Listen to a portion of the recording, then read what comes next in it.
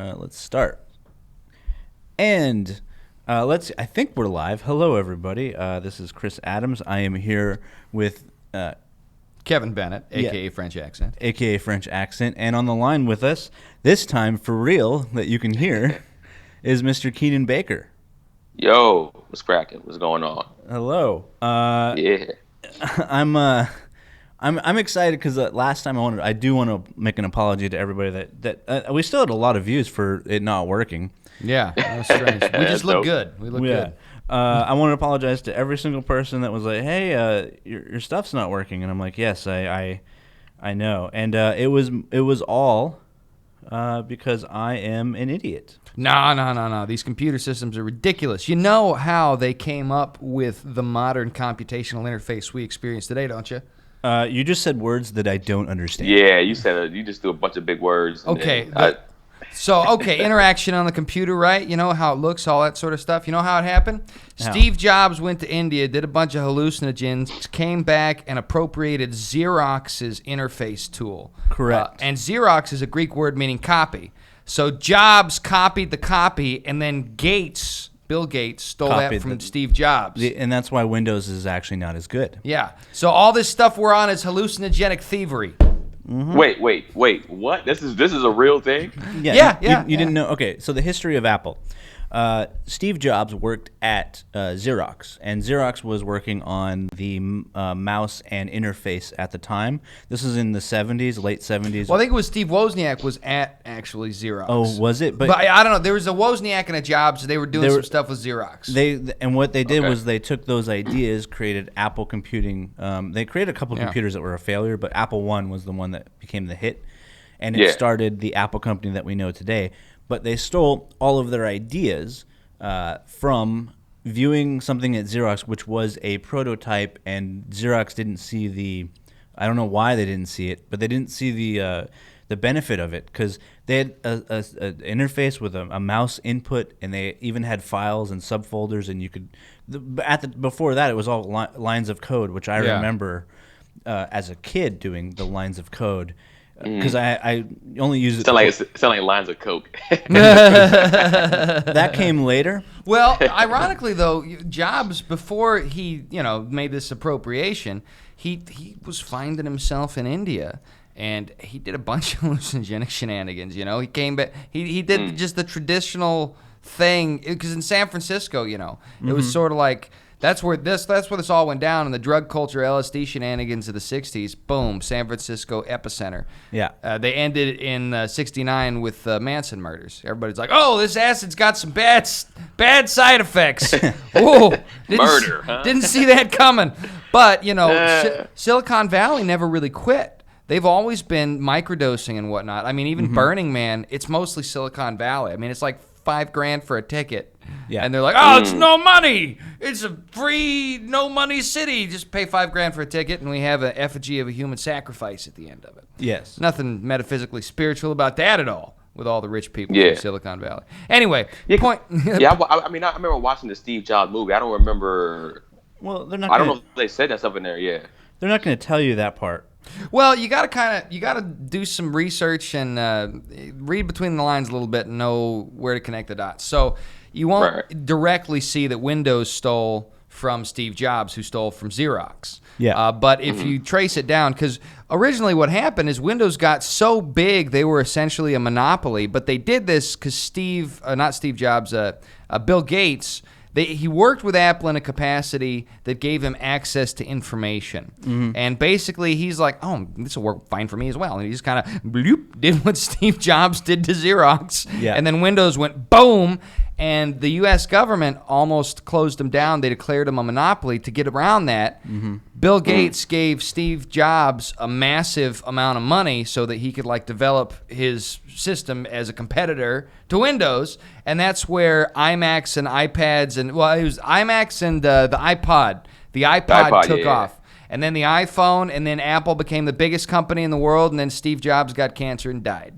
And now Chinese people are jumping off buildings, and they've installed nets so they can't commit suicide. Yeah, very nice of Whoa, them. What? Yeah, they've got Chinese factories building Apple stuff in China, and the working conditions are like 18 hours a day. Yeah. And there's like no, so the conditions are so bad that they were committing suicide. So Apple's like, think different. They installed nets. Yeah. So now, Which, I mean, that is thinking different. Right? It's not hilarious. It's not, but it is, right? That's crazy. It's so there's some weird. So point being, him having trouble finding the button. Come by it honest. There's some weird stuff going on with our technology that's facilitating this mind-numbing, soul-raping social media shenanigans. You know. Well, that's a whole different. Yeah. Oh, it's all it's like an octopus. It is interconnected. You want to know about Google? Do you know about Google? No. They get a lot of government assistance. They do, which is why they were able to lose. They've lost $70 billion this recently, I think. On YouTube? They haven't. They've never turned a profit on YouTube. I didn't know that. Because of I didn't know that either. The upkeep. So here's the dilemma for Google, right? So they have YouTube, and what YouTube does is it says anyone can put videos up, and sometimes they'll pay you. And now they're censoring. But before then, what they would do is, say you put up cat videos. They don't get a lot of views. They're not going to get ad revenue on that. But they still have to provide you the space because they said they would. And so all the servers and all the money that they're losing, you go, how do they keep losing money? Well, we live in an economy where it's actually beneficial to lose money more than make it if you're a big company, if you're big enough. You know, you're not supposed to make money. You're supposed to. It's like that debt thing. I don't quite understand how that works. We live in a debt economy. We don't live. If you produce something, you're actually not seen as valuable. You ever wonder why, if you never got a credit card, never ruined your credit, never were late on a debt, how you have worse credit than someone like me who just doesn't pay things back, but they still offer credit cards, and I have better credit after a while. It's because you know it doesn't make sense, but in this debt economy, if you hold a debt, you're considered valuable to whoever rules. Well, then essentially you're a wage slave. Yeah, you know, that's the point. Yeah. They're trying to keep you a wage slave. They want you in debt. They want you to always owe somebody money. Here's how you get out of it, though. You get an RV with some solar panels and a cat. Only shower once every couple of days. You know, get a gym membership or live by a lake. You know, that's kind of what I'm literally doing that. Yeah. But that's hard. That's hard. It sucks. When you want to do stand up and you want to be in the limelight, I guess, or I suppose, or you want to be in movies. Yeah. Right? Isn't that like? Well, isn't it's that like a weird dichotomy because here's the thing. I've got the ability to entertain very well, think on my feet, etc. I'm pretty decent at stand up. You are as well. So is Chris. We're good at this stand up stuff. Yeah. But there's a certain level of it where if you do get to the higher circles, there's some evil shit going on. And I want to avoid that. But I know there's stand ups who are able. Stand up seems to be like one of the only, if not the only, mainstream like entertainment where you can actually climb the ladder to the top and not be in. Like, look at Nick DiPaolo. Yeah, you know, there's there's comics that don't have to sell out to an ideal. I know, but I do know from even fucking Chappelle. I mean, he did it. He was like right at the devil's door. You know, that's why he went off and that's why he turned down $50 million. It wasn't a dumb thing. Yeah. It was actually, to me, it was a smart thing because there's some strings attached to that money that none of us know. Yeah.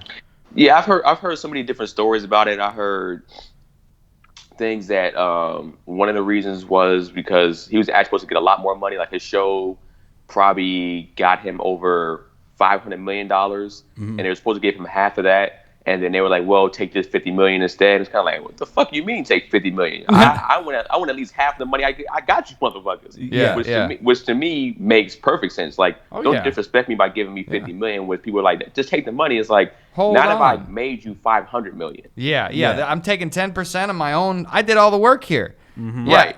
And at that level of money too, it's not like production costs are being taken by the studio or the producers so hard. No. You know. Right. And it's like, and he's smart too. He's like, "Oh, you're gonna give me 10%? All right, I'm going to Africa. Have fun, motherfucker." Yeah, because like I think to a certain point, and I don't know how true that story is, but that's just there's so many different things we've heard about what really happened.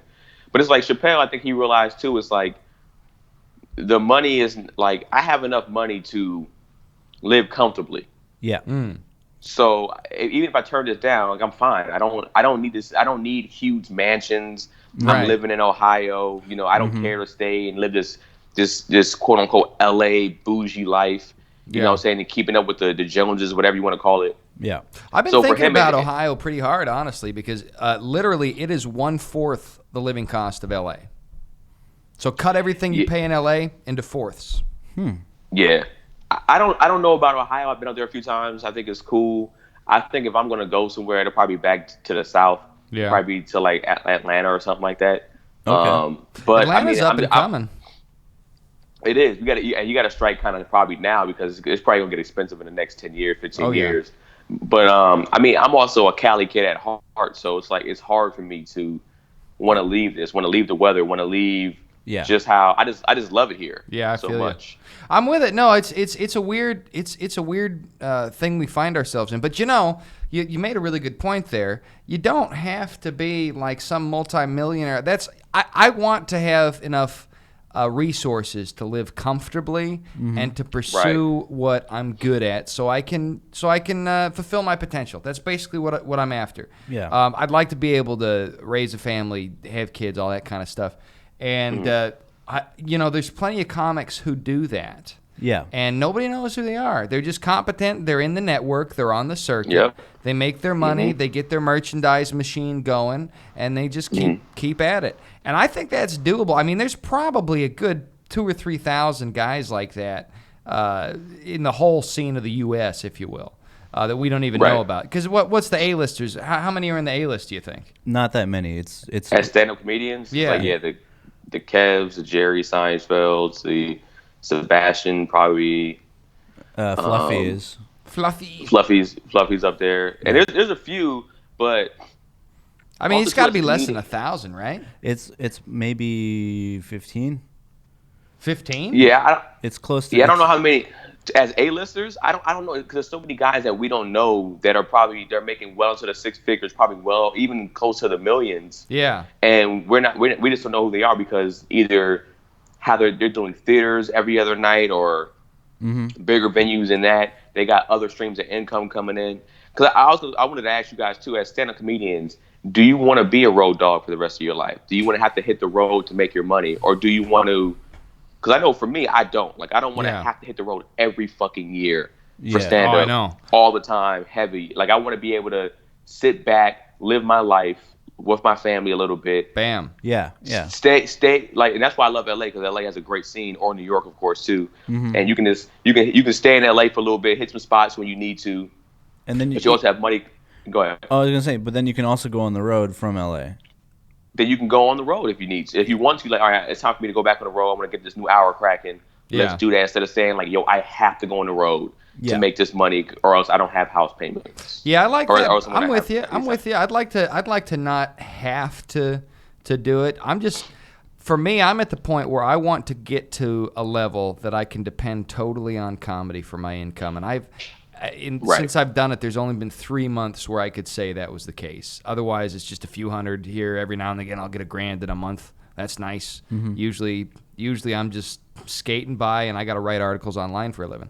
So for me, but eventually, I wouldn't want to be on the road permanently. If I'm getting on there and I'm finally to the point where I can work on comedy as my sole income, then I want to develop it and I want to branch out from there. Because, Steve Martin only did the road for a few years, hit his apex, and then, he started into the movies. I want to do something like that.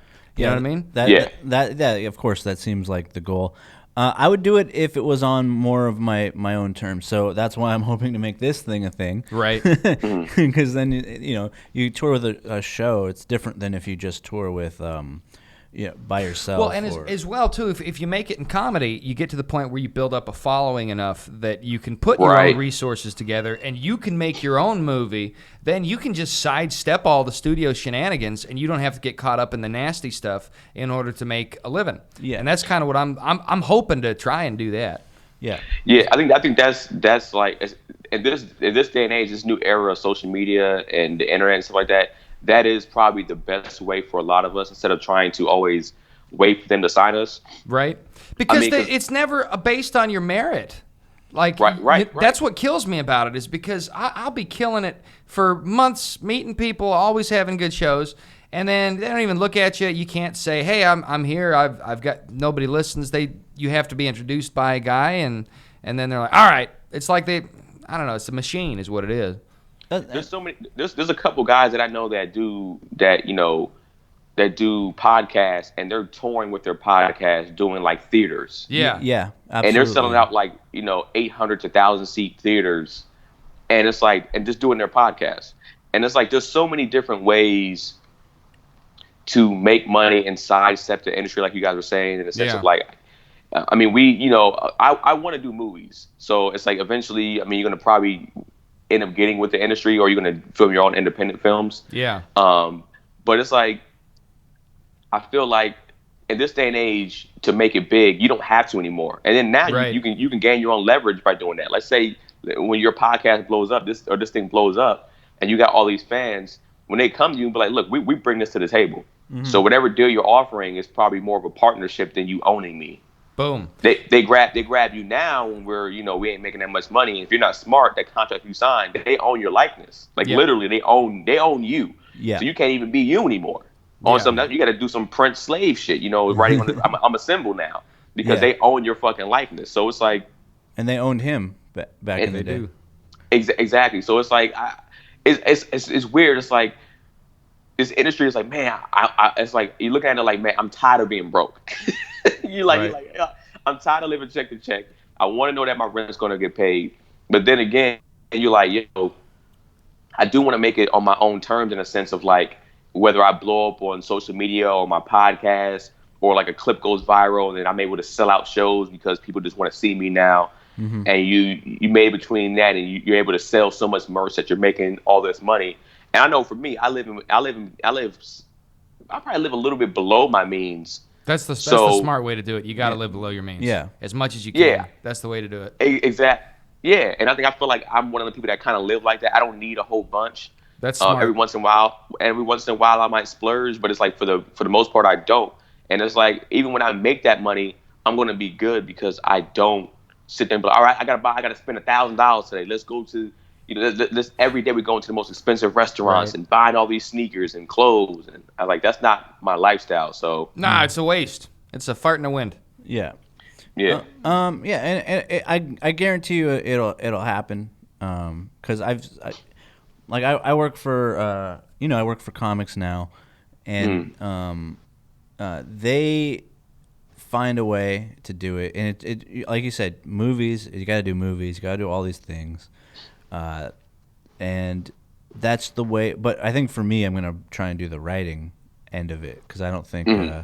I'm just gonna try and get through any door I can. It's weird out here, man, because the thing is, because of the potential for massive revenue with management, the fingers and toes of the fattest cats in the whole world are dipped right in this region of America. Chinese people are buying out the big media companies. Yes. Because there's some advantage there. You've got producers who are hand in glove with the CIA. I mean, what the movie Argo that Ben Affleck directed is based on a true story. They misrepresented it a bit, but the core details are that the Central Intelligence Agency made a fake production of a sci-fi flick in order to scout locations in the Middle East and save some people from the Ayatollah Khomeini, I believe it was. Yeah. Is that and so? It was during the Iranian Revolution. They did, and so the CIA, right? They were already hand in glove with Hollywood. I've had a theory, and I'll bet I could substantiate it if I did more research. But things like the Oscars, I don't believe the Oscars and the Academy are what we're told they were. I wouldn't be surprised if what an Oscar really represents is an award from our intelligence agencies pertaining to the best propaganda. Because I would say almost every Oscar-winning film I've ever seen teaches you some lie, some hidden little lie that's bad to believe in, but that is so likable and so palatable and delicious and beautifully presented. It's a beautiful lie that you want to believe in. Like that Fish Love movie. Yeah. That let's. Oh, don't be scared of the swamp creature. Bang that fish. Bang swamp creatures in that Shape of Water movie. That was the one that won an Oscar. Oh gosh. It's so funny. Go ahead. Okay, no, you go ahead. Go ahead. I will say with movies and stuff like that too. It's like the more and more I've been learning. First of all, I've never been a fan of like even watching the award shows that much, and then I never held weight or felt like it held weight when somebody got an award. Right. Like I would still think Leo and Denzel and these guys were great actors. That award to me personally wouldn't mean anything. I wouldn't. If I ever got one of those awards, I wouldn't be like, I wouldn't be crying because it's not anything that I'm like, I need this to validate who I am, and I don't really give a shit. So yeah, I know who I am regardless of the award. Yeah, and the award. I mean, I had a discussion with somebody else before, and they were just like, I mean, you wouldn't want that. I mean, sometimes you get more money. I was just like, I mean, I guess it depends. I feel like the money really comes from if you're a box office draw. Yeah. Well, and a lot of these people who are making all this money, they got a beast to feed. You know what I mean? They got something that they're into that they don't want nobody to know about and costs them millions and millions of dollars. Because, there's so much money getting thrown around. I mean, how are you running out of that unless you are spending it on either A, some ridiculously frivolous things, or B, some evil shit? I think you get both people. I mean, you get Nicolas Cage. He's like, I'm just gonna buy a city. I'm bankrupt now. But I think there's some authenticity. That's sort of just, he seems like a pretty authentic guy. Then you get your people who, they got some skeletons in their closet. You get your Kevin Spaceys, man. Oh, I'll bet he's got some skeletons nobody even wants to know about. I mean, that kid who testified against him's dead now. Yeah. He's dead? He's dead. There's a lot and of... Kevin Spacey's fine overdose? Now. Who knows? I guess he was suicidal. These people, they tell the truth and they're like, why was I honest? Why do I want to live anymore? I'm going to be honest with you. If that ever happens to me, you motherfuckers better go. You better ride.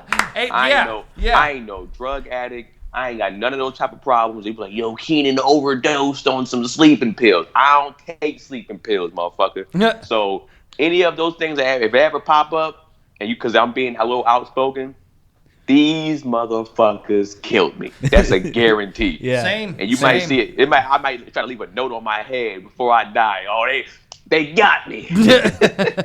Something because I don't.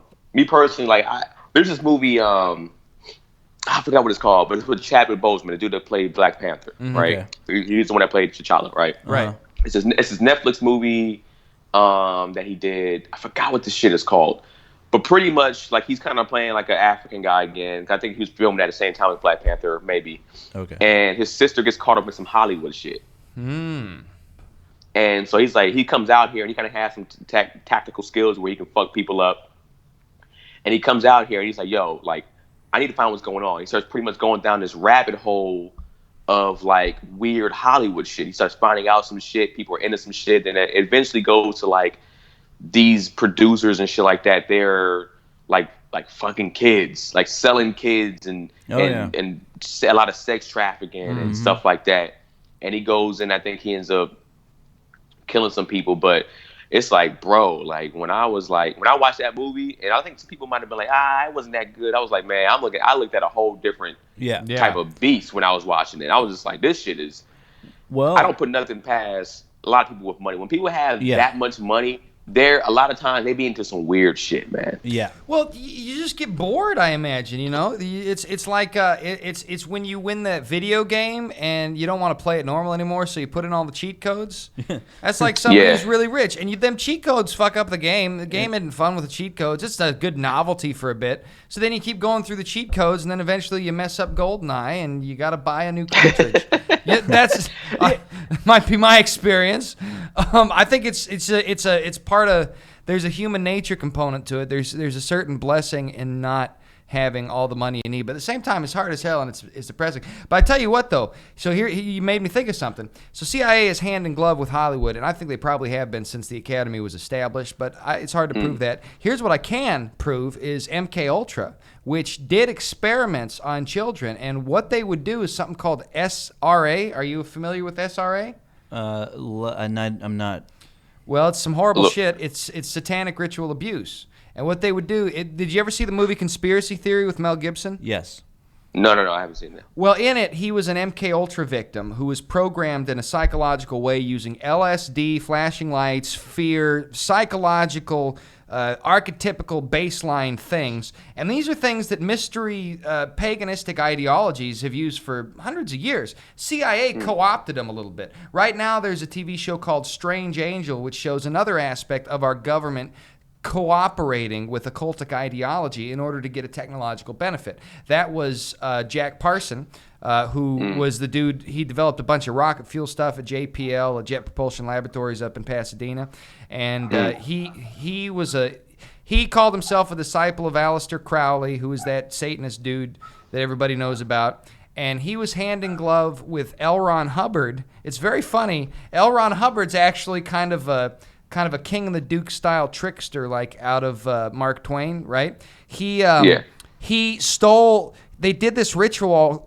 called the Babylon thing, right? So they're trying to bring the end of days, Armageddon, if you will, called the Babylon. I can't remember. You can Google it. It's on Wikipedia.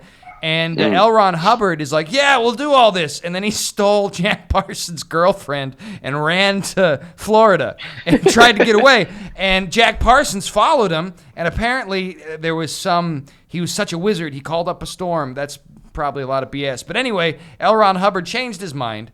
And they came back to Hollywood. And then later, Jack Parsons blew up in his own garage. And nobody knows quite why. But point being, the JPL, the Jet Propulsion Laboratories, they were into all that stuff in the 30s, 40s, 50s, right?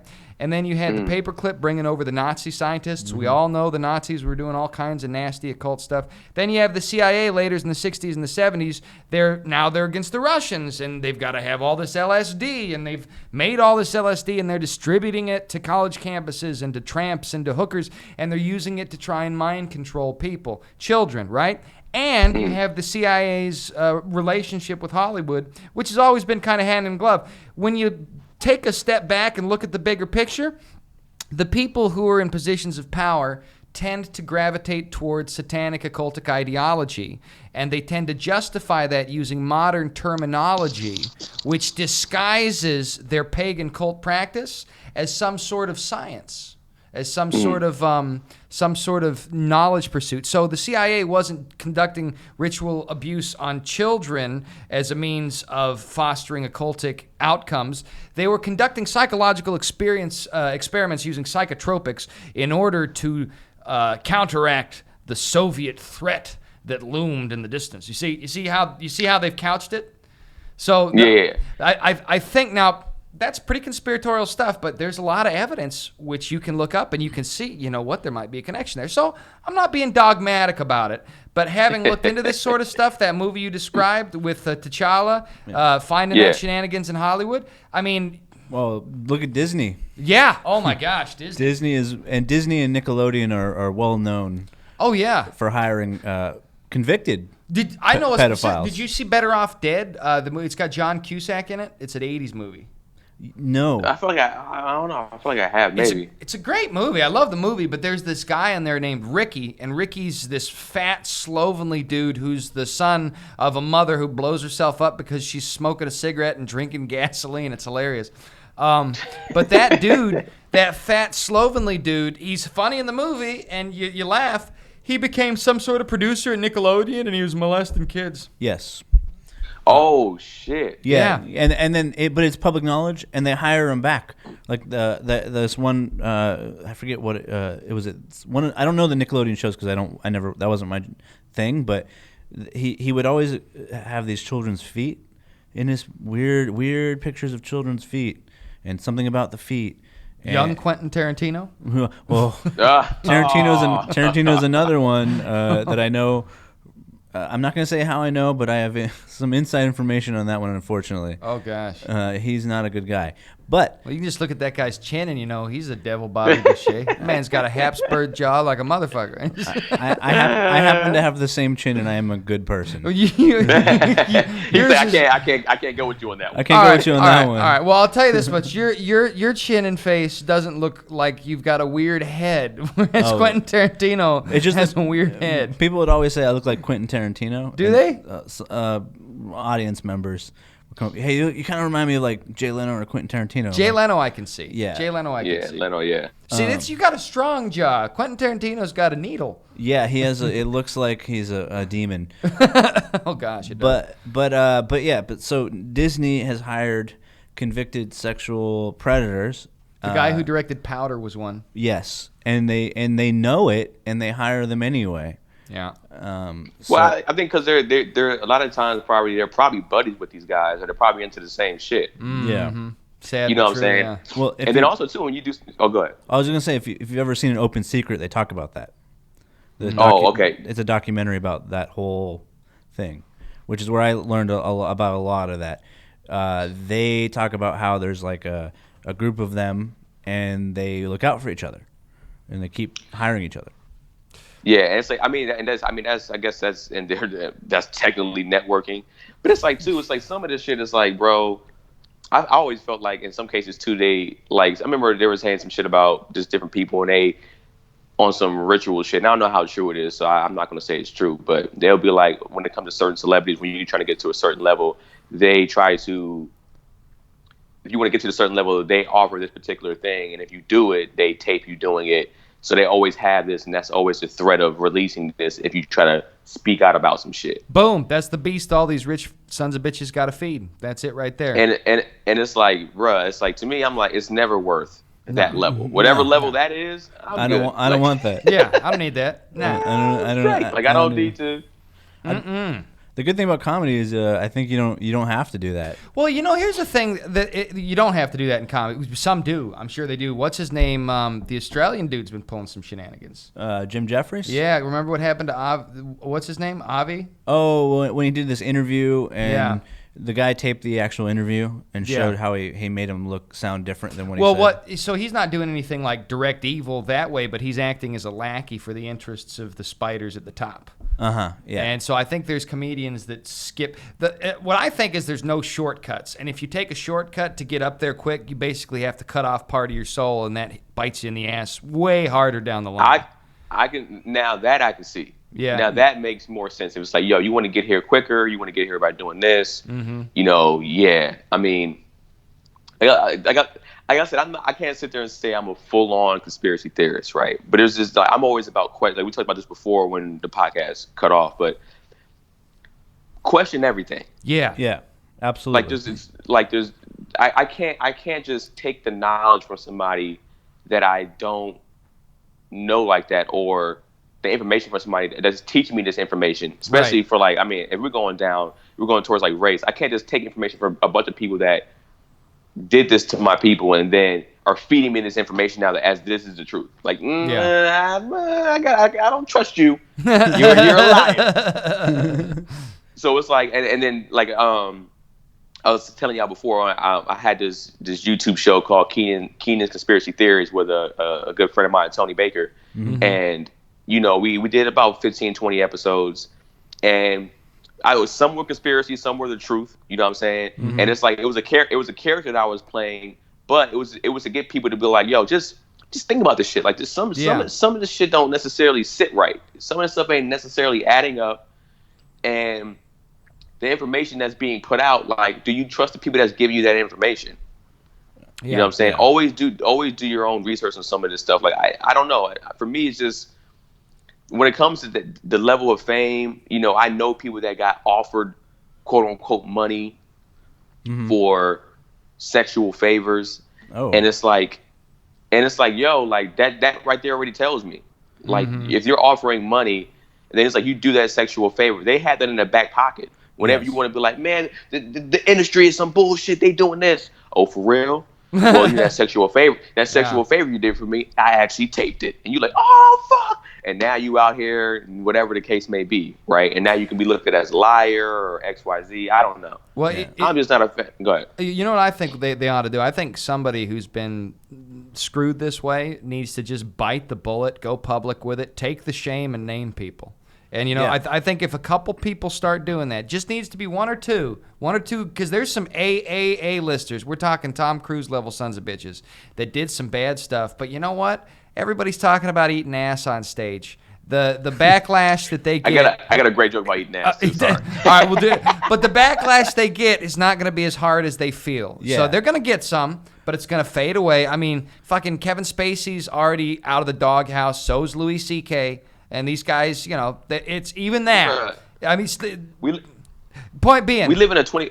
Yeah. Go ahead. But point being, I think these people who have the beast, they can get rid of it. It's going to take a chunk out of them for a year or two, and then they'll be fine, and they will have done a great thing for everybody. So if anybody ever watches us who are like A-listers, just let it out. Let it out. And you'll be better, and you'll be respected. Anyway, go ahead. Well, but I think in that case, because I think now especially they know, right, if that's the case, right, one is a 24-hour news cycle. We live in a 24-hour news cycle to where I already know that if some shit ever comes out about anybody, within a week, it's probably going to die down unless they keep bringing it up. And there's still people like, are we tired of hearing about this shit? People don't like hearing about the same shit over and over now. Right. Yeah. Maybe back in the day when it was like less media. Mm-hmm. Now that we have media everywhere, I'm a media source. You're a media source. Yep. You know what I'm saying?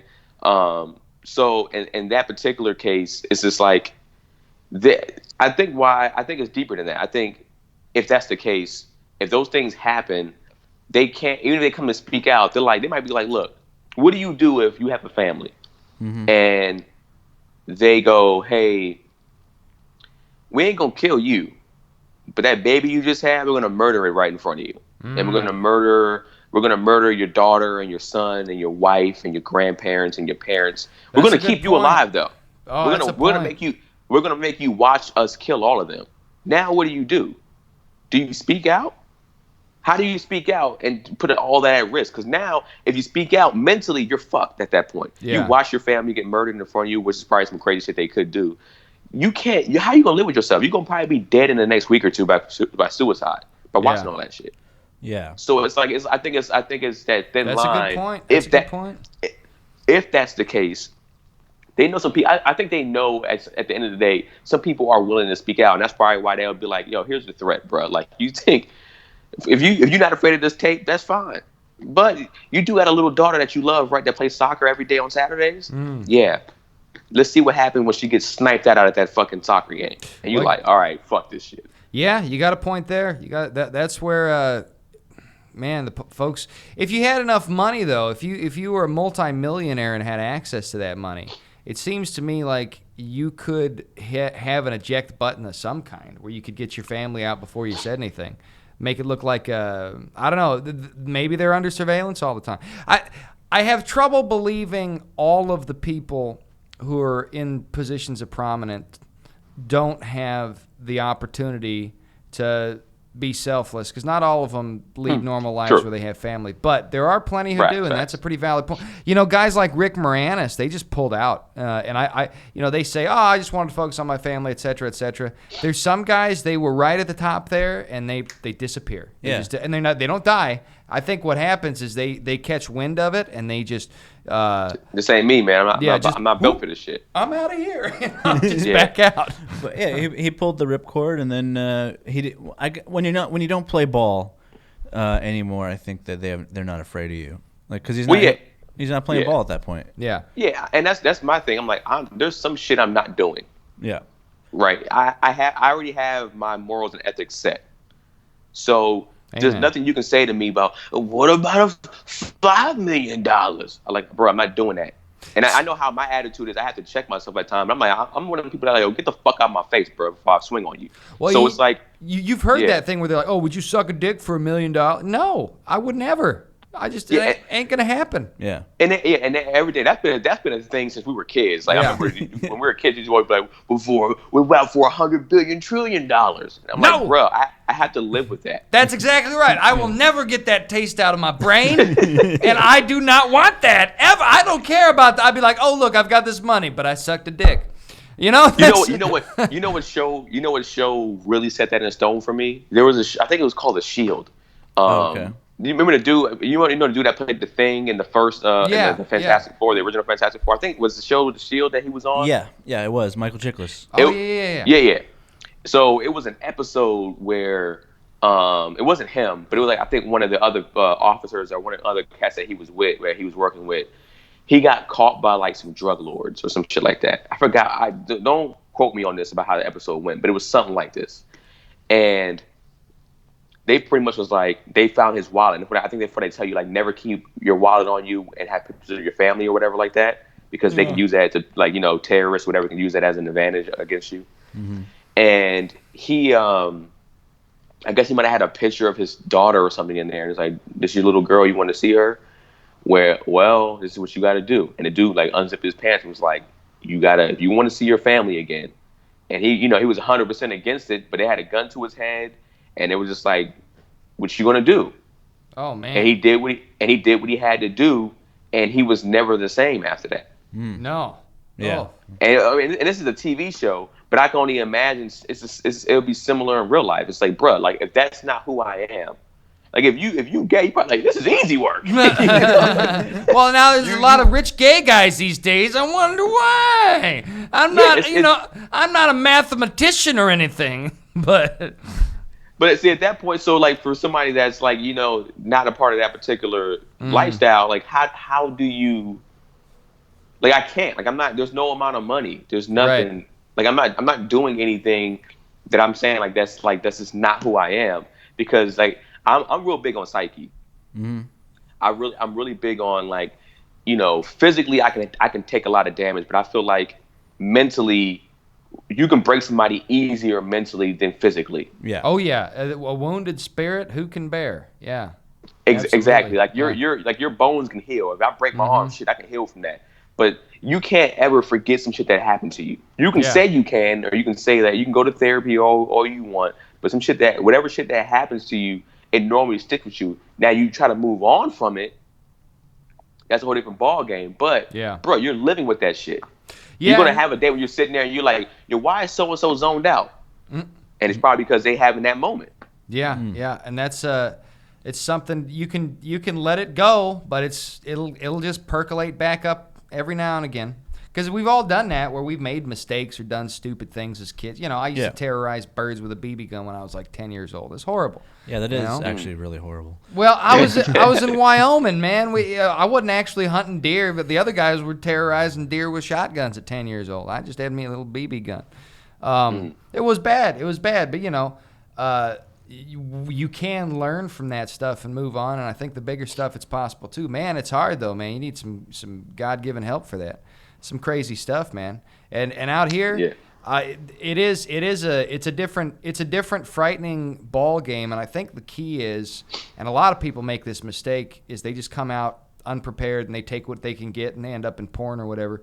I think the key is, like you said, you got to know what you believe in, you got to know what you stand for, and you got to be willing to put in the work and hell with the shortcuts. But the good news is, as comedians, we can build that following and get enough of a budget. I was watching a video on YouTube today on Tarkovsky, who directed the movie Stalker.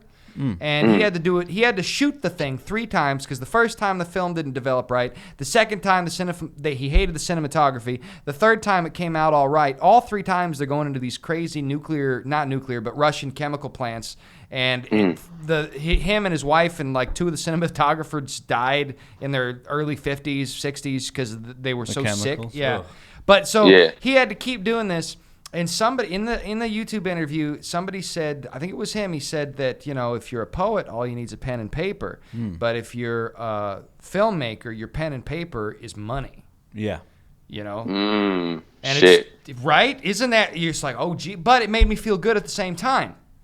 Because that let me know that a lot of these directors who are seen as truly visionary, I mean, it has to do with getting the right opportunities. Plenty of us could be just as visionary as these big-ticket directors. We haven't got the budget. We can get the budget as comedians, you know? So it's hopeful to me. I kind of want to do what Steve Martin did. Yeah. He peaked out with comedy, lateral into movies, and he's like, well, I'm done with movies. Now I'm going to play the banjo. Yeah. That's what he's doing. So I kind of want to do that. I think that's but, you know, pipe dreams, you know, while I'm at it, give me a pony. Well, and go ahead, Chris. No, you go ahead first. No, I'm with you on that. I feel like you just know what you want to do and have your goals laid out for you. Yeah. And I think comedy, I mean, you can. It takes a while to get money in here, but when you start getting money, it can lead to a lifestyle of whatever you want to do. Like you can end up making enough money to shoot your own indie film. Boom. You can be like, all right, cool. I'm going to invest this money. So now I have different streams of income, whether it's real estate, whether it's investing in tech, whether it's doing all this different stuff. And now you got multiple streams of income to become a multi-millionaire, to film your own shit, to be your own producer and do your own stuff the way you want to do it, and throw it out anyways. It's like, it's a lot of guys. I was watching. I know two people. One guy I know personally, and then one guy I don't know personally, but he's a comedian. And both of these guys, they put their specials out on YouTube. You know, a buddy of mine releases on YouTube because he was trying to shop it and nobody was giving him the time of day. So he said, "Fuck it, let me just put this on YouTube." There you go. And it did well. You know what I'm saying? And it's like, I think there's another guy named Andrew Schultz. He did something similar, and he just started releasing clips, you know, weekly. And I think at that time he had some buzz because of his podcast too. But then now those clips went viral. But it's a whole different ball game. He's able to go places and sell out. You know what I'm saying? There's different type of tactics that you can use, but you have to, and especially in our industry, especially what we do as comedians, you have to invest in yourself. That's the main thing. You got to take a risk and invest into yourself. Absolutely. And I was just gonna say on that note, because we've been almost on for about 45. On the dot. I would say that that's the note that I want to end on, because that's what I truly believe. And I talked about it with everybody who will listen to me, but nobody takes me up on it. But I believe in the Pareto principle, which is the 80-20 rule. So 20% of everything you put out is gonna result in 80% return, but that just means that you have to get through a lot of stuff that's probably not going to go anywhere, but you have to just keep putting stuff out. So, and that's why, like, Andrew Schultz was an influence, because my boss actually at my work here told me about him. He goes, "You got to see this guy. He made it on his own. He didn't have real representation. Yeah, he had a popular podcast, but even that doesn't mean a lot of people don't go anywhere with even a popular podcast." Right. You still got to do the work on top of it. And then his stand-up is funny, and then he just kept going. So if anyone is trying to do something like in entertainment or get something out, just don't give up. Just keep producing something that you believe in, and it will eventually catch fire if you're being honest and you believe in it. I do agree. I believe if you want to do it, you can do it. Yeah, you just got to be honest. You can't lie. Yeah, be 100% who you are, and that's what I feel like with Schultz. I feel like he's himself. Yeah. And I also just think that, you know, there's a fan base for everything.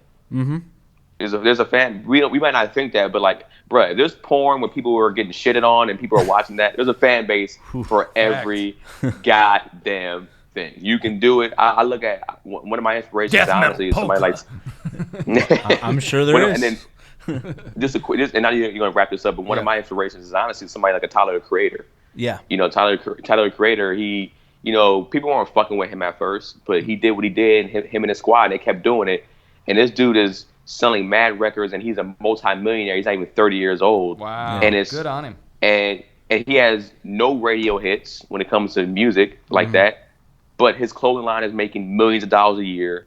His music makes him millions. He tours and makes millions because he stuck with what he knew, and he was 100%. He's 100% honest in all his fucking interviews, and that's why those particular people love him and they die for him because of that reason.